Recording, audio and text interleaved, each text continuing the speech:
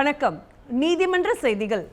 திருப்பூர் மாவட்ட சட்டப்பணிகள் ஆணைக்குழு சார்பில் சட்ட விழிப்புணர்வு முகாம் கடந்த 20/6/2024 அன்று கருப்பக்கவுண்டபாளையம் அரசு உயர்நிலைப் பள்ளியில் நடைபெற்றது. இம்முகாமில் திருப்பூர் மாவட்ட சட்டப்பணிகள் ஆணைக்குழுவின் செயலாளரும் முதன்மை சார்பு நீதிபதியுமான திரு ராமச்சந்திரன் போதைப் பொருளை பயன்படுத்துவதால் ஏற்படும் பாதிப்புகள் மற்றும் மோட்டார் வாகன சட்டம் குறித்தும் விளக்கி பேசினார். மேலும் மாவட்ட சட்டப்பணிகள் ஆணைக்குழுவின் பட்டியல் வழக்கறிஞர் திருமதி முத்துலட்சுமி போக்சோ சட்டம், குழந்தைகள் பாதுகாப்பு சட்டம் குறித்தும் பேசினார். இம்முகாமில் பள்ளியின் பொறுப்பு தலைமை ஆசிரியர் திரு நந்தகோபாலன், ஆசிரியர் திருமதி சுஜாதா வாஞ்சிநாதன், பள்ளியின் 300க்கும் மேற்பட்ட மாணவ மாணவிகள் கலந்து கொண்டு பயன்பெற்றனர். நீலகிரி மாவட்ட சட்டப்பணிகள் ஆணைக்குழு மாவட்ட சமூக நலன் மற்றும் மகளிர் உரிமைத்துறை சார்பில் சட்ட விழிப்புணர்வு முகாம் கடந்த 13/6/2024 அன்று பந்தலூர் உப்பட்டி கிராமத்தில் நடைபெற்றது. இம்முகாமில் நீலகிரி மாவட்ட சட்டப்பணிகள் ஆணைக்குழுவின் செயலாளரும் சார்பு நீதிபதியுமான திரு செந்தில்குமார் தலைமை வகித்து பெண்கள் பாதுகாப்பு சட்டம், அடிப்படை சட்டங்கள், சட்டப்பணிகள் ஆணைக்குழுவின் செயல்பாடுகள் குறித்தும் விளக்கி பேசினார். இம்முகாமில் பந்தலூர் வட்ட சட்டப்பணிகள் குழுவின் தலைவரும் குற்றவியல் நீதித்துறை நடுவருமான திரு சிவக்குமார், மாவட்ட சமூக நல அலுவலர் திருமதி பிரவீணா தேவி, வழக்கறிஞர் தன்யா, தேவாலா, காவல்துறை துணை கண்காணிப்பாளர் திரு சரவணன் மற்றும் பொதுமக்கள் உட்பட பலர் கலந்து கொண்டனர். வழக்காடிகள் பயன்பெறும் வகையில் மாண்புமிகு உச்சநீதிமன்றத்தில் நிலுவையில் உள்ள வழக்குகளை மக்கள் நீதிமன்றத்தில் முடித்துக்கொள்ள ஏதுவாக சிறப்பு மக்கள் நீதிமன்றம் வருகின்ற 29/7/2024 முதல் 3/8/2024 வரையிலான வாரத்தில் நடைபெற உள்ளதால் வழக்காடிகள் இந்த வாய்ப்பினை பயன்படுத்திக் கொள்ளுமாறு தமிழ்நாடு மாநில சட்டப்பணிகள் ஆணைக்குழு சார்பாக கேட்டுக்கொள்ளப்படுகிறது. மேலும் விவரங்களுக்கு அருகில் உள்ள மாநில, மாவட்ட சட்டப்பணிகள் ஆணைக்குழுவிலோ, வட்ட சட்டப்பணிகள் குழுவையோ அல்லது தமிழ்நாடு மாநில சட்டப்பணிகள் ஆணைக்குழு உதவி எண்ணிலோ 04425342441, 25343363 மற்றும் 1510 இலவச அழைப்பு எண்ணிலோ TNSLSA SPL lokadalat@gmail.com என்ற மின்னஞ்சல் முகவரியிலோ தொடர்பு கொள்ளலாம். தமிழ்நாடு மாநில சட்டப்பணிகள் ஆணைக்குழுவின் உத்தரவின்படி தமிழ்நாடு முழுவதும் பொதுமக்களிடையே சட்ட விழிப்புணர்வு ஏற்படுத்தப்பட்டு வருகிறது. அதன் தொடர்ச்சியாக திருவாரூர் மாவட்ட சட்டப்பணிகள் ஆணைக்குழுவின் சார்பில் கடந்த 20/6/2024 அன்று திருவாரூர் தாலுகாவிற்கு உட்பட்ட தேவர் கண்டநல்லூர், கல்யாண மகாதேவி, கமலாபுரம், வேலுக்குடி, மாங்குடி, மேம்பள்ளம், தாய்க்கல், காவனூர் உட்பட 23 கிராமங்களிலும் மன்னார்குடி, திருத்துறைப்பூண்டி வட்ட சட்டப்பணிகள் பணிக்குழுக்கள் சார்பில் கடந்த 21/6/2024 அன்று அதன் தாலுகாவிற்கு உட்பட்ட விலக்குடி, தட்டன்கோவில், வாஞ்சியூர், மேல்மருதூர், வடப்புறம், கட்டிமேடு உட்பட 16 கிராமங்களில் விழிப்புணர்வு பிரச்சார வாகனம் மூலம் பொதுமக்களிடம் சட்ட விழிப்புணர்வு ஏற்படுத்தப்பட்டது. இதனைத் தொடர்ந்து நாகப்பட்டினம் மாவட்ட சட்டப்பணிகள் ஆணைக்குழு மற்றும் வேதாரண்யம் வட்ட சட்டப்பணிகள் குழுவின் சார்பில் கடந்த 22/6/2024 அன்று அதன் தாலுகாவிற்கு உட்பட்ட திருப்பூண்டி, சிக்கல், புதூர், செல்லூர், கீழ்வாஞ்சூர், கடம்பாடி, மேலப்பள்ளம், தோப்புத்துறை, தேத்தக்குடி உட்பட 33 கிராமங்களிலும் 24/6/2024 அன்று மயிலாடுதுறை மற்றும் சீர்காழி வட்ட சட்டப்பணிகள் குழு சார்பில் 36 கிராமங்களிலும் விழிப்புணர்வு பிரச்சாரம் வாகனம் மூலம் பொதுமக்களிடம் சட்ட விழிப்புணர்வு ஏற்படுத்தப்பட்டது. இதில் சட்ட ஆலோசனை பெறுவது, சட்டப்பணிகள் ஆணைக்குழுவின் செயல்பாடுகள், அடிப்படை சட்டங்கள் குறித்தும் பொதுமக்களிடம் விழிப்புணர்வு ஏற்படுத்தப்பட்டு துண்டு பிரசுரங்கள் பொதுமக்களிடம் வழங்கப்பட்டது. இந்நிகழ்வில் நீதிபதிகள், பட்டியல் வழக்கறிஞர்கள், சட்டப்பணிகள் குழுவின் பணியாளர்கள், சட்ட தன்னார்வலர்கள் மற்றும் பொதுமக்கள் உட்பட பலர் கலந்து கொண்டனர். ஜெயங்கொண்டம் வட்ட சட்ட பணிகள் குழுவின் சார்பில் சட்ட விழிப்புணர்வு முகாம் உடையார்பாளையம் அரசு பெண்கள் மேல்நிலைப் பள்ளியில் கடந்த 18/6/2024 அன்று நடைபெற்றது. இம்முகாமில் ஜெயங்கொண்டம் குற்றவியல் நீதித்துறை நடுவர் திரு ராஜசேகரன் தலைமை வகித்து பேசுகையில், கல்வியும் ஒழுக்கமும் மாணவ மாணவிகளின் இரு கண்கள் என்றும் மாணவர்களாகிய நீங்கள் கல்வியையும் கனவுகளையும் காதலிக்க வேண்டும் என்றும் அரியலூர் மாவட்டம் கல்வியில் முதல் இடம் வகிக்கிறது என்றால் அதற்கு மாணவ மாணவிகளின் முயற்சியும் ஆசிரியர்களின் பயிற்சியும் தான் முக்கிய காரணம். பெண்கள் 18 வயது முடிந்தால்தான் மனதளவிலும் உடலளவிலும் இல்லற வாழ்க்கையில் ஈடுபட முடியும் என்றும் பெண்கள் அனைத்து துறைகளிலும் முதன்மை வகிக்க வேண்டும். மேலும் கருவறையிலிருந்து கல்லறை வரை பெண்களை பாதுகாக்க பல சட்டங்கள் நடைமுறை உள்ளது என்றும் பேசினார். முகாமில் பெண் குழந்தைகள் திருமண தடை சட்டம், குழந்தைகள் பாதுகாப்பு சட்டம், போக்சோ சட்டம் குறித்தும் இருசக்கரம் வாகனம் ஓட்டுவதற்கான உரிமத்தின் முக்கியத்துவத்தை பற்றியும் மாணவர்களிடையே விழிப்புணர்வு ஏற்படுத்தப்பட்டது.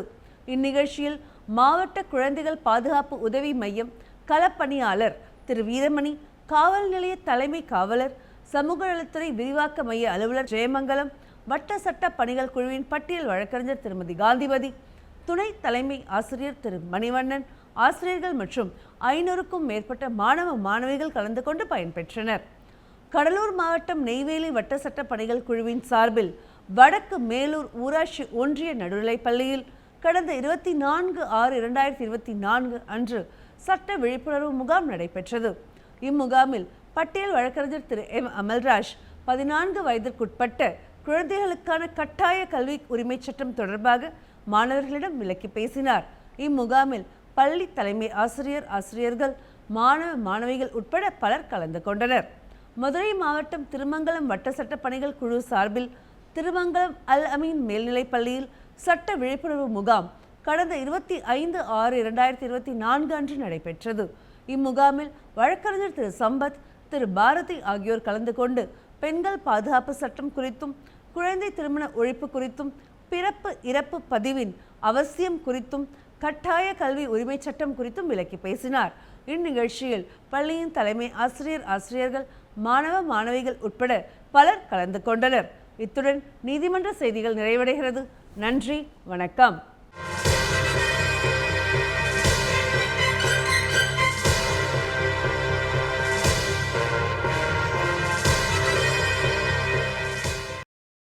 வணக்கம். சட்ட தகவல்கள். இன்றைய சட்ட தகவல் நிகழ்ச்சியில் சட்ட சேவைகள் பற்றி பார்ப்போம். இந்திய அரசியலமைப்பு சட்டத்தின் பிரிவு 39A சமூகத்தின் வறிய மற்றும் நலிந்த பிரிவினர்களுக்கு இலவச சட்ட சேவை வழங்க வகை செய்து அனைவருக்குமான நீதியை உறுதி செய்கிறது. அரசியலமைப்பு சட்டத்தின் பிரிவுகள் 14 மற்றும் 22(1) ஆகியவையும் சட்டத்திற்கு முன்பு அனைவரும் சமம் மற்றும் அனைவருக்கும் சம வாய்ப்பு என்ற அடிப்படையில் நீதி வழங்கும் சட்ட முறை ஆகியவற்றை உறுதி செய்வதை அரசுக்கு கடமையாக்குகின்றன. 1987ஆம் ஆண்டில் சட்ட சேவைகள் ஆணைக்குழு சட்டமானது பாராளுமன்றத்தினால் இயற்றப்பட்டு சம வாய்ப்பு அடிப்படையில் சமூகத்தின் நலிந்த பிரிவினருக்கு இலவச சட்ட சேவைகள் வழங்க நாடு தழுவிய பணி அமைப்பை நிறுவ நடைமுறைக்கு வந்தது. அதன் பின்னர் நால்சா தேசிய சட்டப்பணிகள் ஆணைக்குழுவானது தேசிய அளவில் நிறுவப்பட்டது. தேசிய சட்டப்பணிகள் ஆணைக்குழுவின் நோக்கம் கடைநிலை மற்றும் வசதியற்ற பிரிவினர்களுக்கு நேர்மையான மற்றும் அர்த்தமுள்ள நீதியை வழங்கும் பொருட்டு அவர்களும் இணைந்த சட்டமுறையை ஏற்படுத்துதல்.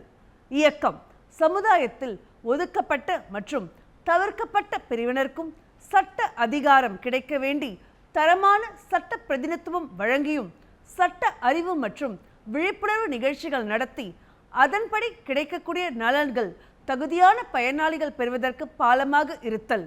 மக்கள் நீதிமன்ற அமைப்புகள் மற்றும் மாற்று முறை தீர்வு இயக்கங்களை பலப்படுத்தி அதன் மூலம் எளிமையான, விரைவான மற்றும் செலவில்லாமல் பிரச்சனைகளுக்கு தீர்வு காண்பதும், சமுதாயத்தில் ஏழ்மையான மற்றும் குறைவான சலுகைகள் பெறும் பிரிவினருக்கும் உதவி செய்து அதன் மூலம் நீதித்துறையின் விசாரணை பளுவை குறைக்க உதவியாக இருத்தல். தேசிய சட்டப்பணிகள் ஆணைக்குழு மற்றும் மாநில சட்டப்பணிகள் ஆணைக்குழுக்கள் அமைப்பு. சட்டப்பணிகள் ஆணைக்குழு சட்டத்தின்படி தேசிய அளவிலான தேசிய சட்டப்பணிகள் ஆணைக்குழு அமைக்கப்பட்டு அதன் புரவலராக உச்ச நீதிமன்றத்தின் தலைமை நீதியரசர் உள்ளார். உச்ச நீதிமன்றத்தின் மூத்த நீதியரசர் ஆணைக்குழுவின் நிர்வாக தலைவராக செயல்பட்டு வருகிறார். உச்ச நீதிமன்ற சட்டப்பணிகள் குழு இந்திய உச்சநீதிமன்றம் சம்பந்தப்பட்ட சட்டப்பணிகளை நிர்வகித்து செயல்படுத்த அமைக்கப்பட்டதாகும். ஒவ்வொரு மாநிலத்திலும் மாநில சட்டப்பணிகள் ஆணைக்குழு உயர் நீதிமன்றத்தின் தலைமை நீதியரசர் அதன் தலைமை புரவலராகவும், உயர் நீதிமன்றத்தின் மூத்த நீதியரசர் அதன் நிர்வாக தலைவராகவும் கொண்டு அமைக்கப்பட்டது. ஒவ்வொரு மாநில சட்டப்பணிகள் ஆணைக்குழுவுக்கும் உறுப்பினர் செயலாளராக மாவட்ட நீதிபதி இருப்பார். ஒவ்வொரு உயர் நீதிமன்றத்திலும் ஒரு உயர்நீதிமன்ற சட்டப்பணிகள் குழுவும் ஒரு மாவட்ட நீதிபதி அதன் செயலாளராகவும் கொண்டு அமைக்கப்பட்டது. மாவட்ட அளவில் மாவட்ட சட்டப்பணிகள் ஆணைக்குழு உருவாக்கப்பட்டு அதன் தலைவராக மாவட்ட முதன்மை நீதிபதியும் செயலாளராக மூத்த சார்பு நீதிபதியும் பணியில் இருப்பார்கள். அதேபோல தாலுகா அளவில் தாலுகா சட்டப்பணிகள் ஆணைக்குழுக்கள் தேசிய சட்டப்பணிகள் ஆணைக்குழுவின் கொள்கைகள் மற்றும் உத்தரவுகளை செயல்படுத்த ஏற்படுத்தப்பட்டுள்ளன. சட்டப்பணிகள் குழு அமைப்புகளின் செயல்பாடுகள். தேசிய சட்டப்பணிகள் ஆணையத்தின் கொள்கைகள், கோட்பாடுகள், வழிகாட்டிகள் மற்றும் திறம்பட்ட செயல் திட்டங்களை நிறைவேற்ற மாநில சட்டப்பணி ஆணைக்குழுக்கள் நாடு முழுவதும் செயல்படுத்த ஏற்பட்டதாகும். முதன்மையாக மாநில சட்டப்பணிகள் ஆணைக்குழு, மாவட்ட சட்டப்பணிகள் ஆணைக்குழு, வட்ட சட்டப்பணிகள் குழு மற்றும் இதர அமைப்புகள் கீழ்கண்ட முக்கிய காரியங்களை செயல்படுத்த வலியுறுத்தப்பட்டது. தகுதியுள்ள நபர்களுக்கு இலவச மற்றும் தகுந்த சட்ட உதவிகள் வழங்க வேண்டும். தகராறுகளை இணக்கமாக சமரசம் செய்ய மக்கள் நீதிமன்றங்கள் அமைக்க வேண்டும். சமுதாயத்தில் நலிந்த மற்றும் ஒதுக்கப்பட்ட பிரிவினர்களின் உரிமைகள் பற்றிய சட்ட விழிப்புணர்வு ஏற்படுத்த வேண்டும். தேசிய சட்டப்பணிகள் ஆணைக்குழுவின் திட்டங்கள், கொள்கைகள் மற்றும் உத்தரவுகளை சட்டப்பணிகள் நிகழ்ச்சிகள் மூலம் நடைமுறைப்படுத்த வேண்டும். இலவச சட்ட சேவைகளை பெற தகுதி வாய்ந்த நபர்கள் யார்? பெண்கள் மற்றும் குழந்தைகள், அட்டவணை இடப்பட்ட தாழ்த்தப்பட்ட பழங்குடி வகுப்பை சேர்ந்தவர்கள், தொழிற்சாலை பணியாளர், பேரிடர், வன்முறை, வெள்ளம், வறட்சி, நிலநடுக்கம் மற்றும் தொழிற்சாலை பேரிடர் ஆகியவற்றால் பாதிக்கப்பட்டவர்கள், மாற்றுத்திறனாளிகள், காவலில் இருக்கும் நபர்கள், ஆண்டு வருமானம் ரூபாய் 3 லட்சம் மிகாது ஆண்டு வருவாய் உள்ளவர்கள் அல்லது மத்திய அல்லது மாநில அரசினால் நிர்ணயிக்கப்பட்ட வருமானம் இல்லாதவர்கள், மனித கடத்தலால் பாதிக்கப்பட்டவர்கள். இலவச சட்ட சேவைகள். நீதிமன்றத்திலோ அல்லது தீர்ப்பாயத்திலோ வழக்கை நடத்த அல்லது சட்ட நடவடிக்கைகளை மேற்கொள்ள வழக்குரைஞரின் சேவையை பெற முடியாத வறியவர்களுக்கு உரிமையியல் மற்றும் குற்றவியல் நடைமுறைகளில் இலவச சட்ட உதவி வழங்குவதற்கு இலவச சட்டப்பணிகள் சேவையின் பிரிவுகள் வழிவகை செய்கின்றன.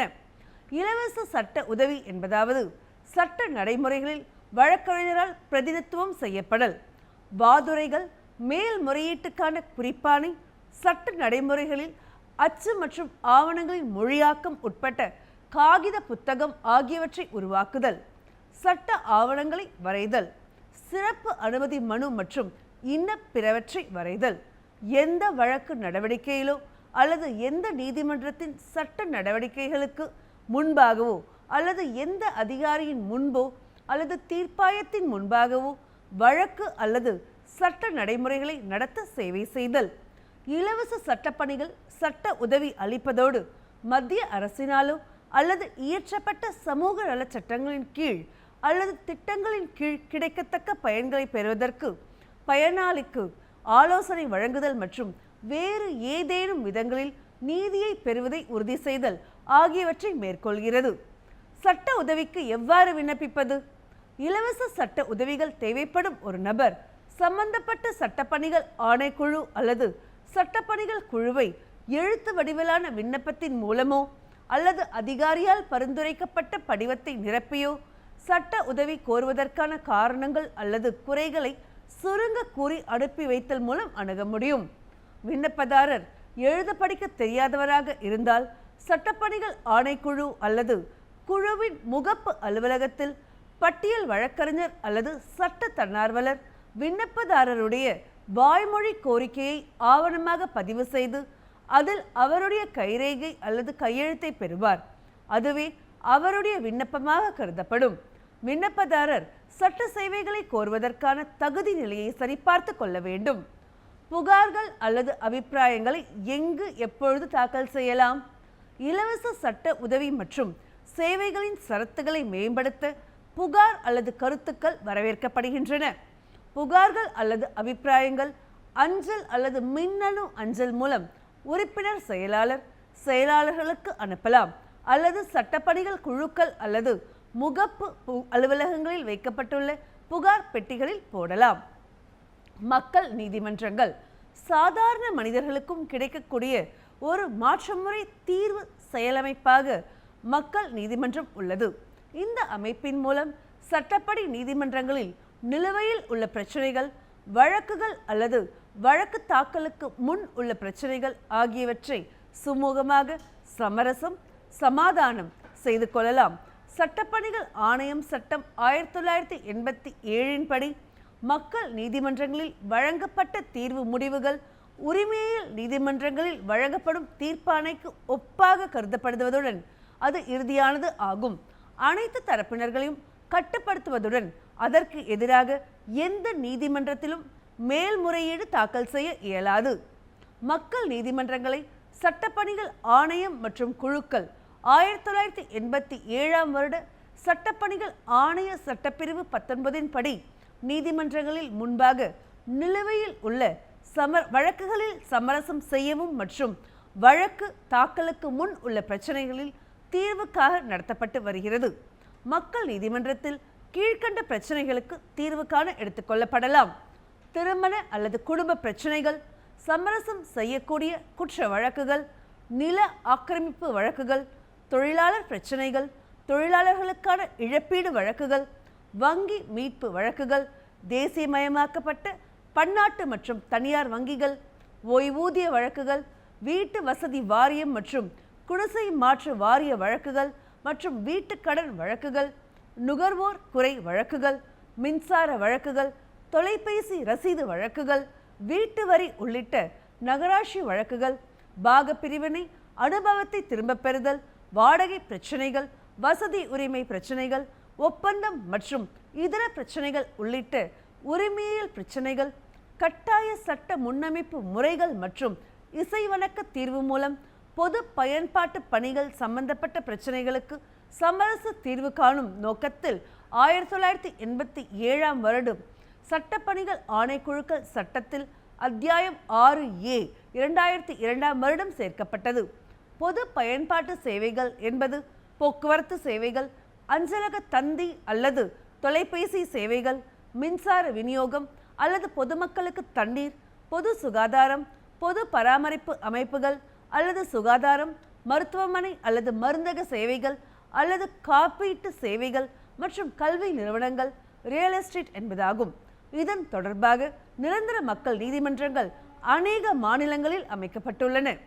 சட்ட விழிப்புணர்வு நிகழ்ச்சிகள், சட்டப்பணிகள் அமைப்புகள் சமுதாயத்தில் நலிந்த மற்றும் ஒதுக்கப்பட்ட பிரிவினருக்குரிய உரிமைகள் சம்பந்தமாக சட்ட அறிவு மற்றும் விழிப்புணர்வு நிகழ்ச்சிகள் நடத்த கடமைப்பட்டுள்ளன. இந்த விழிப்புணர்வு மற்றும் சட்ட அறிவு நிகழ்ச்சிகள் மாநகரங்கள் மற்றும் நகரங்களில் மட்டுமின்றி கிராமங்கள் மற்றும் தொலைதூர பகுதிகளிலும் நடத்தப்படுகிறது. சட்ட அறிவு குழுக்கள் மற்றும் உதவி மையங்கள் பள்ளிகளிலும் கல்லூரிகளிலும் அமைக்கப்பட்டுள்ளன. சட்ட விழிப்புணர்வு நிகழ்ச்சிகள் குழந்தைகள், மூத்த குடிமக்கள், ஒருங்கிணைக்கப்படாத தொழிலாளர்கள், மாற்று பாலினத்தினர், சிறைவாசிகள், மனநலம் குன்றியவர்கள், ஊனமற்றோர், பேரழிவால் பாதிக்கப்பட்டவர்கள், பெண்கள் ஆகியோரது அடிப்படை உரிமைகள் மற்றும் அடிப்படை கடமைகள் ஆகிய பிரச்சனைகளை உள்ளடக்கியதாகும். தேசிய சட்டப்பணிகள் ஆணைக்குழுவால் ஏற்படுத்தப்பட்ட செயல் திட்டங்கள். தேசிய சட்டப்பணிகள் ஆணைக்குழு நால்சா சட்டப்பணிகள் ஆணைக்குழுக்களின் பணிகளை திறமையாக செய்ய பல வகையான ஒழுங்குமுறைகளை உருவாக்கி அதனை செயல்படுத்தி வருகிறது. அதன் மூலம் தங்களுடைய முக்கிய செயல்பாடுகள் மற்றும் திட்டங்களை திறம்பட தடுப்பு மற்றும் தேவைக்கேற்ப செய்து வருகிறது. தேசிய சட்டப்பணிகள் ஆணைக்குழு திட்டங்கள். சட்டப்பணிகள் ஆணைக்குழுக்கள் மூலமாக பேரிடர் பாதிப்புகளான சட்டப்பணிகள் திட்டம், தேசிய சட்டப்பணிகள் ஆணைக்குழு ஆள்கடத்தல் மற்றும் வணிக ரீதியான பாலியல் சுரண்டலால் பாதிக்கப்பட்டவர்கள் திட்டம் 2015, தேசிய சட்டப்பணிகள் ஆணைக்குழு நட்பான முறையில் குழந்தை சார்ந்த சட்ட சேவைகள் மற்றும் குழந்தைகளின் பாதுகாப்பு திட்டம் 2015, தேசிய சட்டப்பணிகள் ஆணைக்குழு அமைப்பு சாரா பிரிவில் உள்ள தொழிலாளர்களுக்கான சட்ட சேவைகள் திட்டம் 2015, தேசிய சட்டப்பணிகள் ஆணைக்குழு மலைவாழ் பழங்குடியின மக்களின் உரிமைகள் பாதுகாப்பு மற்றும் நடைமுறைப்படுத்துவது திட்டம் 2015, தேசிய சட்டப்பணிகள் ஆணைக்குழு மனநோயாளிகள் மற்றும் மன இயலாமை உடைய நபர்களுக்கான சட்டப்பணிகள் திட்டம் 2015, தேசிய சட்டப்பணிகள் ஆணைக்குழு போதைப்பொருள் முறைகேடாக பயன்படுத்துபவர் மற்றும் போதை மருந்து ஒழிப்பில் உள்ள அச்சுறுத்தலுக்கான சட்ட சேவைகள் திட்டம் 2015, தேசிய சட்டப்பணிகள் ஆணைக்குழு திறம்பட செயல்படுத்தும் வறுமை ஒழிப்பு திட்டம் 2015, தேசிய சட்டப்பணிகள் ஆணைக்குழு திராவக வீச்சால் பாதிக்கப்பட்டவர்களுக்கான சட்டப்பணிகள் திட்டங்கள் 2016, தேசிய சட்டப்பணிகள் ஆணைக்குழு மூத்த குடிமக்களுக்கான சட்ட சேவைகள் திட்டங்கள் 2016, தேசிய சட்டப்பணிகள் ஆணைக்குழு மாற்றுத்திறனாளி குழந்தைகளுக்கான சட்டப்பணிகள் திட்டம் 2021. நேயர்களே, சட்டம் சம்பந்தமான கேள்விகளை அனுப்ப வேண்டிய முகவரி: உறுப்பினர் செயலாளர், தமிழ்நாடு மாநில சட்டப்பணிகள் ஆணைக்குழு, வடக்கு கோட்டை சாலை, மெட்ராஸ் உயர்நீதிமன்ற வளாகம், சென்னை 600104. இந்நிகழ்ச்சிகளை யூடியூபில் பார்க்க டிடி தமிழ் நீதிமன்ற செய்திகள் என்ற பக்கத்தில் பார்க்கலாம். மேலும் சட்ட உதவிக்கு தேசிய சட்டப்பணிகள் ஆணைக்குழு உதவி எண் 15100 என்ற எண்ணை தொடர்பு கொள்ளலாம். இத்துடன் சட்ட தகவல்கள் நிறைவடைகிறது. நன்றி, வணக்கம்.